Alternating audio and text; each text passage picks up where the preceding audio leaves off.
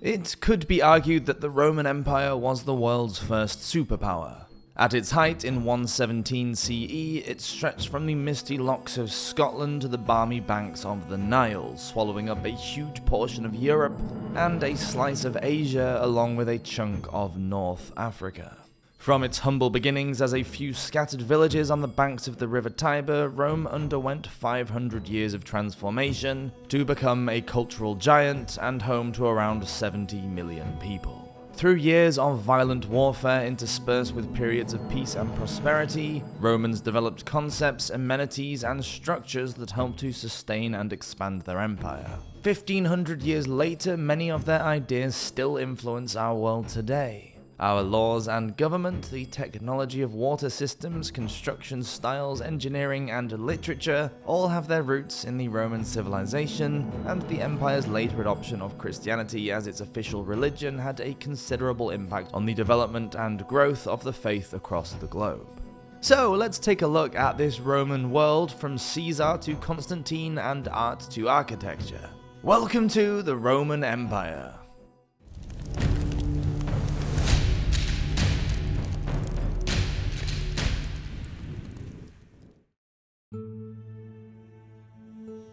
Mythical Beginnings.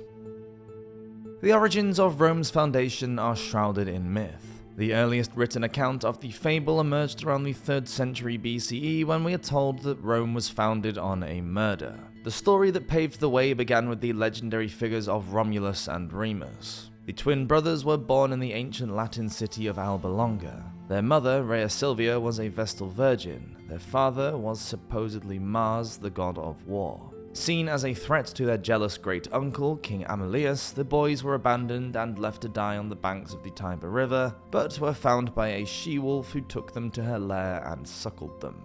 As the twins grew, so did their dreams for a city of their own. But they argued over which of the 7 hills to build the city upon, and soon Remus lay dead by his brother's hand, and Romulus became the first king of Rome in 753 BCE. Rome expanded steadily, and by the 5th century BCE it ruled over around 35,000 people. 7 legendary kings were said to have ruled Rome until 509 BCE, when the last one was overthrown.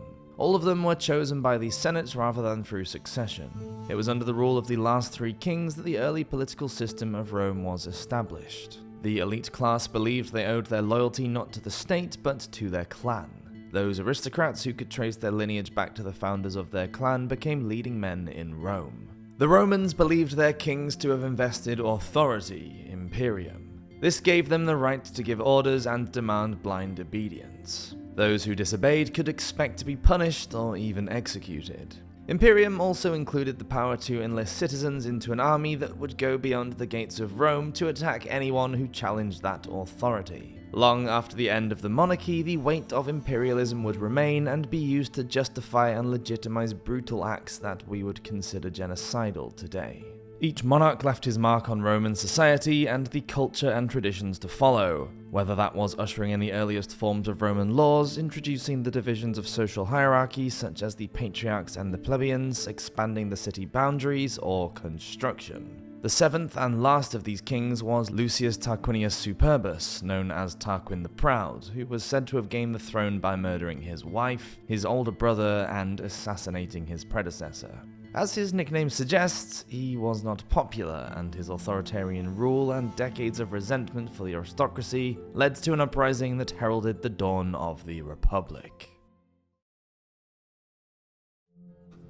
The Age of the Republic.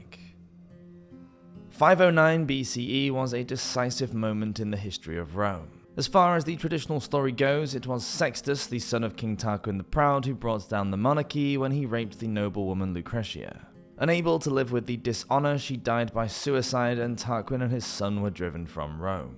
Like the story of Romulus and Remus, there is probably more than just a little embellishment to the tale of the coup d'etat that brought about enormous political change. Although not quite a democracy, the Republic, a word meaning public good or the state, was not quite a democracy, but rather an oligarchy where a small number of people held all the power. A system of government overseen by 2 annually elected officials called consuls. Sort of the equivalent of a president or prime minister today, only 2 people were sharing the role. Being elected together meant they would hopefully moderate one another's actions. Then, as a throwback to the age of kingship and imperium, the consuls created another role, the office of dictator, someone who could restore order over the state in an emergency. Now, the common people of Rome had a say and their will mattered, right? Well, not really, because the consuls were chosen by the Senate, full of rich and powerful patricians, the leading men who could trace their lineage back to the early days of Rome. Therefore, the ordinary citizens, or plebeians, the artisans, farmers, and merchants, had to fight to be included in Rome's significant political and religious institutions, and did that by holding a strike. Therefore, the ordinary citizens, or plebeians, the artisans, farmers, and merchants, had to fight to be included in Rome's significant political and religious institutions, and did that by holding a strike. When Rome was threatened by an invading force in 494 BCE, the citizens stood together on Aventine Hill, put down their weapons, and refused to fight. The people wanted their own representation, not one provided by the patrician elites, and they won. So they created an office within the Republic for their own interests, and 10 plebs were elected every year as tribunes of the people to protect the commoners from any abuse of power coming at them from the Senate and the consuls. In 449 BCE, the 12 Tables were proclaimed. This legislation was the basis of Roman law and united what were once just unwritten traditions into an enduring set of laws. The 12 Tables have been described as a code for the citizens of the Republic to follow, whether plebeian or patrician, and it remained the basis of Roman law for 1,000 years. It covered a range of issues, including the safeguarding of civil rights and property rights to provide fairness for all Romans and keep peace within the city, as well as establishing the definition of what constitutes a capital crime, be that intentional murder, treason, perjury, or jury tampering. The sack of Rome. The early years of the Republic were a time of great expansion. First, Rome allied with the nearby Latin communities to form an alliance known as the Latin League. Together, they dealt with the problems of the hill tribes of central Italy. Next, they looked to the north and set their sights on Etruria. Some of the Etruscan cities were happy to ally with Rome, but they held out. In 396 BCE, the Roman statesman Marcus Furius Camillus, who had been elected dictator, led the siege of Veii. By digging a tunnel under the walls, the Romans were able to overwhelm the inhabitants, and a general massacre took place. With these survivors enslaved, the city was consequently repopulated with Romans. Camillus was happy with his loot, and the Republic had increased its size, but it had also brought itself to the attention of some other ambitious people. And it was those fierce and ambitious people, the Gauls, who hammered the Roman army and brought the Republic to its knees. The Gauls were made up of many Celtic tribes. The homeland of Gaul was in Western Europe and included lands across modern-day Germany, France, and Switzerland, as well as the Benelux countries. The invasion in 390 BCE brought down the might of the Gallic warriors, wiping out everything in their path on their march through northern Italy. It was to the north of the city-state on the banks of the River Allia, a tributary of the Tiber, the battle took place. The Senones, one of the Gallic tribes led by King Brannus, defeated the Roman legions, who fought alongside every other able-bodied man from Rome. Then Brannus and his men turned on the city, leaving it a burning shell. Those Romans who were unable to flee holed up in the citadel, but after running out of food had to surrender and negotiate their way out of trouble. Eventually, the Gauls were happy with their ransom of 450 kilograms of gold and went on their way, leaving the Roman people to lick their wounds.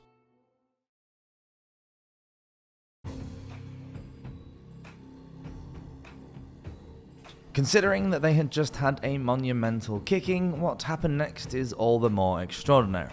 Under the direction of their military hero Camillus, any uprisings in the Latin area were suppressed, and within a year Rome had been rebuilt. By 264 BCE, Rome had expanded once again to encompass almost all of modern-day Italy, and its legions had finally defeated the Samnite tribes at the Battle of Aquilonia.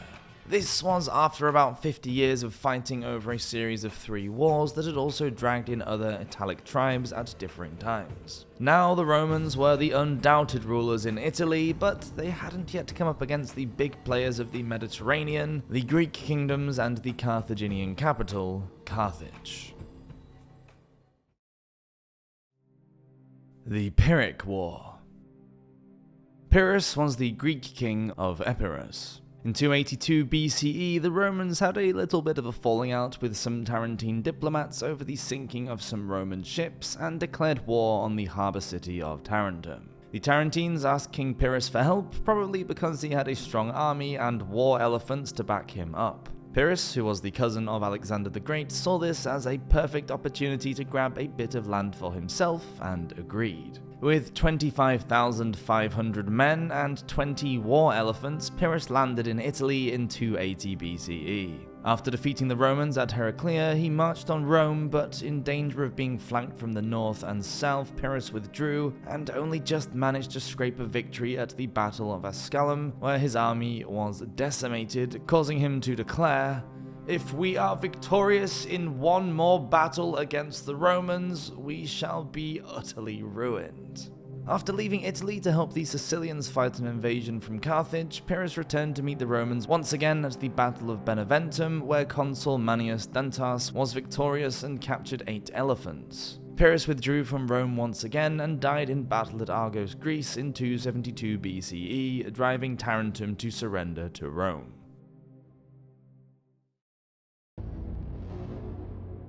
The Punic Wars. A series of wars broke out between the years 264 and 146 BCE that would completely reshape the political framework of the Mediterranean Sea. And while one empire would emerge as a dominant victor, the other would be wiped from the earth forever. The Carthaginians were based in Carthage, now modern-day Tunisia. The Carthaginian Empire was a major power encompassing Corsica, Sicily, Sardinia, southern Spain, and most of North Africa.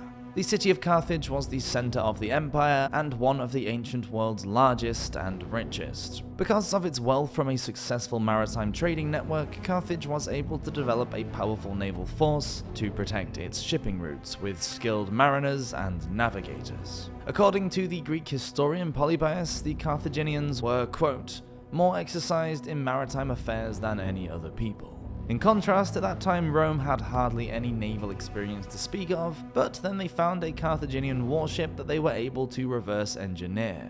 On taking the ship apart, they were delighted to find that each piece was coded like a box of flat-pack furniture. The Carthaginians were mass-producing their ships, and now the Romans were quick to follow suit. It took 23 years for what was almost exclusively a sea war to end. On land, the Carthaginian army was badly defeated at the Battle of Acragas, and when the garrison escaped, the Romans sold 25,000 of the city's inhabitants into slavery. Then, in what is thought to be the largest naval battle in history, the Romans were victorious again at Cape Ecnomus off the coast of Sicily. Carthage turned the tide at the Battle of Thintius and heavily defeated the Romans. But it was tit for tat, and the war continued with neither side gaining an advantage until both empires were almost bankrupt. Then in 218 BCE, in a sneaky but daring maneuver, the Carthaginian general Hannibal took an inland route across Spain and France to lead his army for 15 days over the Alps and into northern Italy. He arrived with 26,000 men and several elephants, forcing Rome to abandon its plans for an African invasion. The Gallic tribes threw in their lot with Carthage, and Hannibal's force swelled to 37,000 men. The Roman army suffered a series of humiliating defeats, including the battle near Cannae in southern Italy, where, in what has been described as Rome's greatest military disaster, at least 67,000 Romans were either killed or captured. All his victories led Hannibal to the gates of Rome, but without reinforcements, he decided against a direct attack. Slowly, the tide turned for Rome, and by 203 BCE, after spending almost 15 years of warring in Italy, Hannibal went home. In terms of its military fortunes, Carthage was in rapid decline, and the threat of a Roman invasion from General Scipio Africanus was imminent. In 147 BCE, it was the third and final Punic War that led to the downfall of the Carthaginians. Now it was the Romans' turn to take control when they landed an army of 50,000 men 22 miles north of Carthage, demanded a surrender of all arms, and that the capital be burned to the ground. The Carthaginians dug in, and after a siege that lasted 2 years, the Romans finally broke them. With Scipio Africanus the Younger, grandson of his namesake, in charge as consul, a major assault was launched that captured the main square of the city. Then the systematic slaughter began, with the killing squads of Romans cutting and stabbing anyone they found before setting fire to the streets. It took 6 days to clear the city, and it was only on that last day that Scipio began to take prisoners. The ancient city of Carthage, once the center of an empire that had ruled over so many lands, islands, and seas, now lay in ruins as it was taken apart stone by stone. That same year, Corinth in Greece suffered the same fate for daring to challenge the power of Rome, and the Republic was now the master of the Mediterranean. Julius Caesar. In the aftermath of the Punic Wars, the Republic was on shaky ground, with power grabs, internal struggles, and an ever-widening gap between the rich and poor. In 60 BCE, it was 3 of the most powerful men in Rome who tried to pull the Republic together: Julius Caesar, Marcus Crassus, and Gnaeus Pompey. But only one of them was ambitious and ruthless enough to use the power of the people to cause the death of a republic and start the rise of an empire. That man was Caesar. Caesar was born into a patrician family. After running around running errands for governors and kings, he spent some time in the army before returning to Rome, where he was elected as a military tribune. He rose up through the political ranks and used his conquests in Spain and Portugal to prove his worth as a fighter and a general. On his return to the capital, Caesar stood for his first consulship and won. After the election, he joined together with 2 more influential politicians, Crassus and Pompey. The 3 men formed a secret coalition and promised to use their influence to support one another in what has been termed the First Triumvirate. After his year as consul, Caesar was given command of the Gallic provinces. He arrived there in 58 BCE and, with no legal authority to do so, brought together his 3 legions and embarked upon a series of campaigns, resulting in a string of victories in the Gallic Wars to expand the Republic even further. During this time, he launched 2 invasions into Britain in 55 and 54 BCE and built a bridge across the River Rhine in Germany. Caesar's conquest of Gaul brought him untold riches and the status of a hero in the eyes of the Roman people. As far as the Senate was concerned, his job was done, and he was ordered to give up control of his army and return to Rome. There was a fear that Caesar had too much support and was getting just a bit too big for his boots.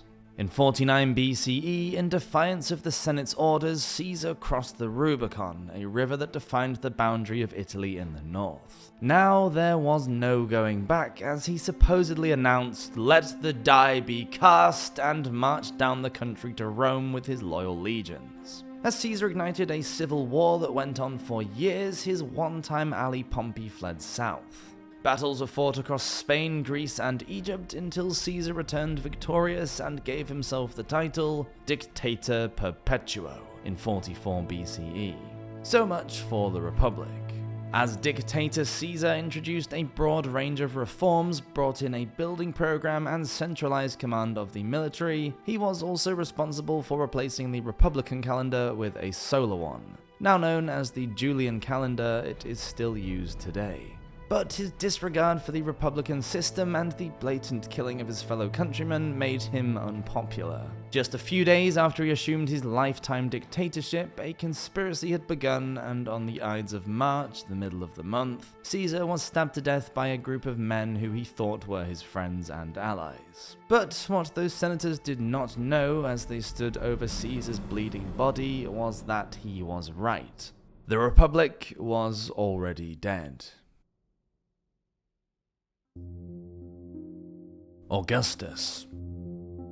What followed was a power struggle between those who aligned themselves with the assassins and those who followed Caesar's ally, Mark Antony. Having no children of his own, Caesar had adopted his great-nephew as his heir, and the 19-year-old Gaius Julius Caesar Augustus, born plain old Gaius Octavius and known simply as Octavian, quickly made his way back to Rome from military training to find Mark Antony now in an uneasy peace with his uncle's assassins. Right away, Octavian walked around calling himself Caesar. After all, he had not only inherited his uncle's name, but also his estate and the loyalty of his legions. Octavian was inducted as a senator in 43 BCE, and it wasn't long before consul Mark Antony and Octavian were at odds. Antony travelled to Egypt, where he united with Queen Cleopatra, who was once the lover of Julius Caesar and the mother of his son. The civil war still raged on among the Roman generals. Then, in 31 BCE, Octavian defeated Mark Antony and Cleopatra at the Battle of Actium, and the couple died by suicide.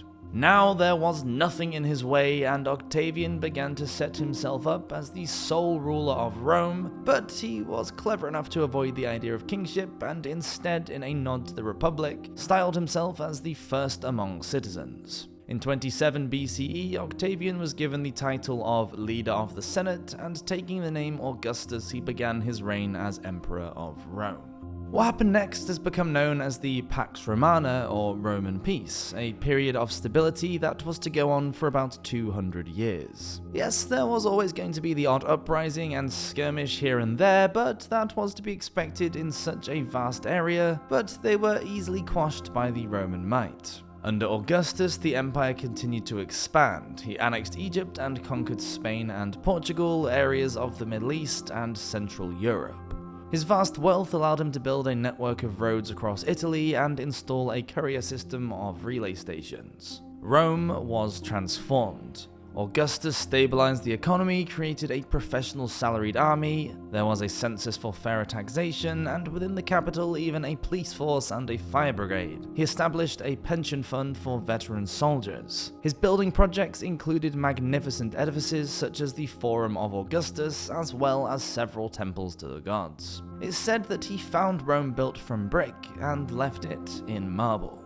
Culturally, the arts were supported, and a golden age of Latin literature emerged with writers such as Ovid, Virgil, and Horace producing works that captured the principles and glory of an Augustine Rome. By bringing about peace, Augustus had pulled off the greatest trick in Roman history. Yes, there was a Senate, but no longer a republic, and ultimately there was only one man in charge, and the people were happy with that. Many consider Augustus to be Rome's greatest emperor, and his surname Caesar lived on to become the adopted title of every Roman emperor to follow. Not long after his death in 14 CE, the Roman Senate awarded him the status of a god.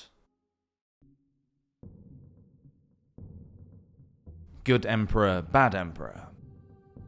The years following the death of Augustus threw up three very unpopular emperors. The first of these was Tiberius, who succeeded his stepfather Augustus. By all accounts, he was a great general and an able politician, but couldn't get on with the Senate. After his death in 37 CE, the people wanted his body to be thrown into the River Tiber like any other common criminal. According to the Roman historian Cassius Dio, Tiberius was assassinated by his successor Caligula. He became the emperor at the age of 24. Described as cruel, sadistic, and extravagant, he wanted to be worshipped as a living god and intended to make his horse a consul. His short reign ended in another assassination.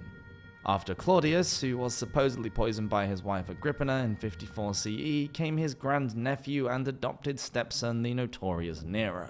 He came to power at just 17 with his mother Agrippina as advisor, but soon got fed up with his interfering mother and had her murdered. He would later go on to get rid of his wife and stepbrother in the same way. The revolt led by Queen Boudica in Britain was crushed during his reign, but when there was a rebellion at the Senate and Nero was declared public enemy number 1, he quickly scarpered and took his own life. The Roman historian Tacitus described Nero as compulsive and corrupt, and he was thought to have been responsible for causing the Great Fire of Rome in 64 AD as a way to clear a site for his new golden house. Tacitus said that Nero, to deflect blame, accused Christians of starting the fire and had many of them thrown to the beasts, crucified, or burned alive. After his death, there followed another civil war which became known as the Year of the Four Emperors. Things improved when Emperor Trajan came to power. He ruled for 19 years from CE 98 and was known as one of the 5 good emperors. The list also included Hadrian and Marcus Aurelius. Under the rule of Trajan, the empire grew to its largest territorial point. Then came Hadrian, who began building his defensive wall across northern England in 122 CE to place a boundary between the province of Roman Britannia and the unconquered Scotland. Marcus Aurelius, the last of the good emperors, ruled until 188 CE. He followed the school of Stoic philosophy, but his reign was marred by a war with Parthia and then with the Germanic tribes, before an outbreak of plague spread around the empire and wiped out about 5 million people. The decline of the Roman Empire began under the next emperor, Aurelius' son, Commodus. The Long Drop. So power and greed ran riot, contaminated and pillaged everything, and held nothing sacred or worthy of respect until the Romans plunged themselves to their own destruction. Sallust. The next 300 years saw a slow, drawn-out decline in the fortunes of the empire. The first century had seen 12 emperors, by the third there had been 29, a lot of them murdered by their own soldiers or supporters. Essentially, the empire had become just too big to manage, and the army wanted bigger and bigger bribes for their loyalty. By 225, the Germanic tribes raided across the borders, and Roman generals were fighting one another for control instead of defending the frontiers. Then the plague of Cyprian broke out in 251, causing untold deaths and severely weakening the empire even further. In 270 CE, both the Gallic and Palmyrene empires of Syria, Palestine, and Egypt broke away from Rome during the imperial crisis, when the empire almost collapsed under the weight of invasion, civil war, and a crumbling economy. By 274, Emperor Aurelian once again united the Roman Empire and brought it back together by defeating the Gauls, Vandals, and Visigoths, but he too was assassinated. By the time the crisis was over, dozens of once vibrant cities lay in ruins, their populations decimated. The once thriving trading networks also fell apart and crippled the economy. Afraid for their lives, the major towns and cities of the empire, which had survived for centuries without defenses, now began to surround themselves with fortified walls. The empire was just too large, and it was too difficult for one single ruler to handle multiple threats at the same time. Because of this, Emperor Diocletian, a low-born military man, ended the imperial crisis and made the extraordinary decision to split the empire into two parts: the Greek East and the Latin West in 286 CE. Diocletian appointed a co-emperor to rule the western side whilst he took charge in the east. Then he added two more co-rulers, establishing a tetrarchy in 293 CE, always ensuring that the presence of a Roman emperor was felt across different areas of the empire at the same time. Believing that he had solved civil conflict within the empire, Diocletian abdicated. However, his tetrarchic system collapsed soon after. You gotta have faith. Christianity rose to power in the 4th century after the Edict of Milan was made in 313 CE, and everyone had to be a little bit kinder to the Christians. Constantine the Great, who became the first Christian emperor of Rome, built a new imperial city in Byzantium in the east and renamed it Constantinople, after himself. It became the capital of the empire in 330 CE and remained so for more than 1,000 years. The disintegration of the Western Roman Empire came early in the 5th century. There were large invasions from the forces of Attila the Hun and the Germanic people, causing the migration of thousands into Roman territory. The death toll rang when the Germanic warlord Odoacer overthrew Emperor Romulus Augustulus in 476 CE, which is the date traditionally thought to mark the end in the West. In the east, however, Rome survived in what later became known as the Byzantine Empire up until the city fell in 1453, when the last emperor Constantine XI Palaiologos died in battle fighting Mehmed II and his Ottoman forces. The legacy. The Romans left behind an astonishing 400,000 kilometers of connected road across its extensive empire. Its feats of engineering included such edifices as the Colosseum with a capacity for 50,000 spectators, as well as many other magnificent amphitheaters across the realm. The Pantheon in Rome, built as a temple, boasts a concrete rotunda that is still the only masonry dome in the world not to have reinforcement. Many bridges, baths, mosaic floors, and frescoes still exist as a testament to the ingenuity and ambition of Roman life. They built the first aqueducts like the Aqua Appia in 312 BCE, which flowed for over 16 kilometers from a group of springs to the east of the city, almost completely underground, and fed the citizens with around 73 million liters of water every day.